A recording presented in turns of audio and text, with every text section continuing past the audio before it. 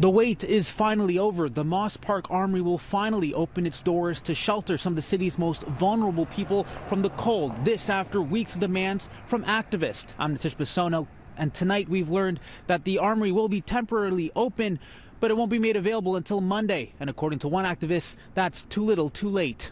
If there's a death over the weekend, we will be coming to City Hall. We will be calling the mayor and city council and even the ombuds office accountable.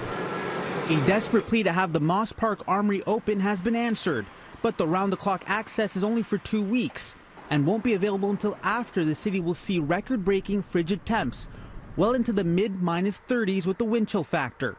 Instead, the National Defense Site, which will have 100 cots, won't open until Monday, when the temperature is supposed to hit 0.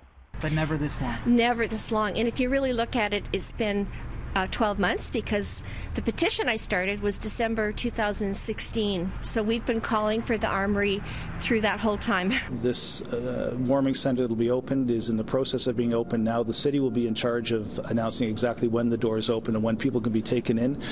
What we heard very clearly from the province and from the city is that the situation confronting people who are without shelter and core housing need in the city is in a crisis. The city has opened the Armoury to shelter the homeless from the cold on 4 different occasions in the past. The last time was in 2004, and Crow says they've remained open for more than 2 weeks. We reached out to the city. In an email, they tell us it is an active military location and there's quite a bit of work to get it fit out and ready. The current warming centers at Metro Hall and Regent Park Community Centre, which are operated with the support of the Canadian Red Cross, will remain open 24/7 until the Winter Respite Centre at Moss Park Armoury is open. For their part, Toronto Paramedic Services have been going around picking up those left in the cold and bring them to these centres. Especially the extra vulnerable that don't usually want to come in out of the cold. We've been targeting those areas to try and get them to come in and participate in taking part in the shelter system. A shelter system that is only a Band-Aid solution for now, according to Crow. Hearing that the demand is so high, a place that would normally be sleeping 40, 50 people saw 85 last night.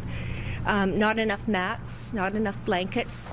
Seriously, it's like a refugee camp. Now, as of Friday afternoon, Emergency Services tells us there have been no reports of any injuries from Toronto's homeless community as a result of the cold. Nitish Bisono, City News.